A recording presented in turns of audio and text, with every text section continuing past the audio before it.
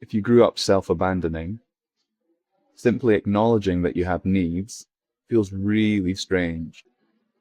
To advocate for yourself can feel like you're bullying or causing harm to someone else. This is how imbalanced the learned abandonment is.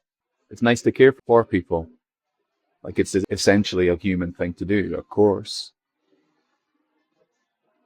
but from an overflowing cup, not from an abandonment of your own needs. We all just meet our own needs, or of course in relationship, you can share the loads. Cool. But even with that said, I think even in relationship, the more that you can meet your own needs, the better the relationship can be. The more that you're able to regulate your own nervous system, the healthier the dynamic in the relationship.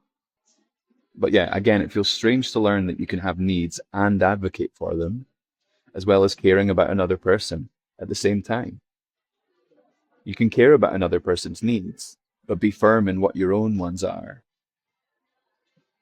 and not compromise,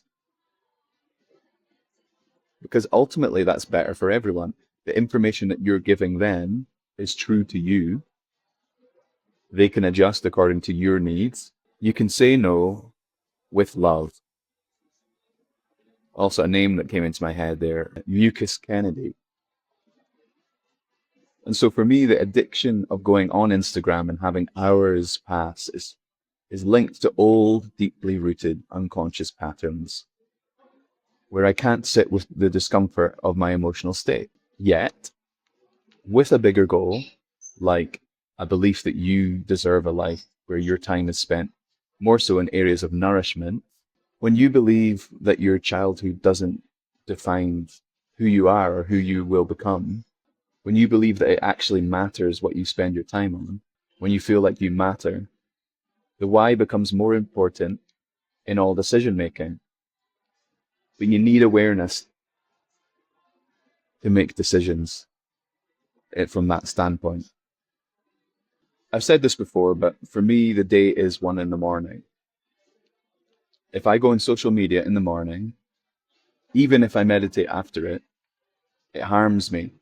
Everything from that point is friction, and you're met with resistance. Think of it like established train tracks in your head, and there's an established train track to Instagram. Yet there's like maybe like a forest that you need to go through to do something that is less established. So to walk through a forest that you've never been through, or to walk through a forest that you're not sure of the way out. We're built to go towards what's easy. So much easier immediately to get on that train track.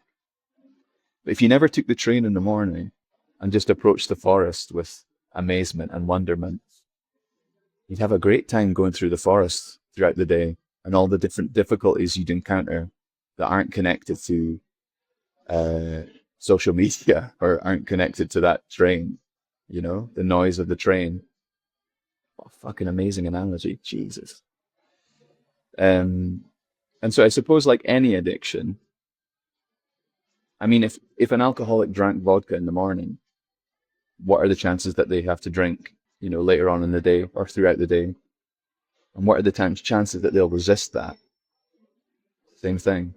It's an extremely difficult thing when you set that precedent to resist it. It's definitely possible. I've done it, but why not, again, make it easier for yourself in another way? And I think that, this emphasis on mornings is connected to the fact that each day really is a clean slate, especially with how sleep, it resets the brain, like how sleep is so important for the processing of thoughts and information and to rest a brain, especially a neurodivergent brain that picks up so much information, even without going on fucking devices. And I really believe each day is a clean slate. One more thing that I learned is that to choose yourself in the morning over your phone has an accumulative effect, in the same way that meditation daily has an accumulative effect, especially if backed up by exercise. Activities which are essentially what Instagram leads our brains to believe that we are doing. The poor substitute. The real thing is available to us. but it's easier to go into the poorer substitute, the substitute that only takes. The thing is meditation gives, exercise gives, Instagram only takes. So yeah, when I meditate after being locked into social media for days, I have to meet myself in that place of self-abandonment. So first of all, I have the shame of knowing what I've done for the last few days. Like this kind of like what do you call it? The shame of addiction and knowing that it's bad for me, but doing it anyway. And then whatever the feelings that I was avoiding in the first place, I have to bring some loving attention to them. And it doesn't feel easy at all. It doesn't feel easy, but it's worth it.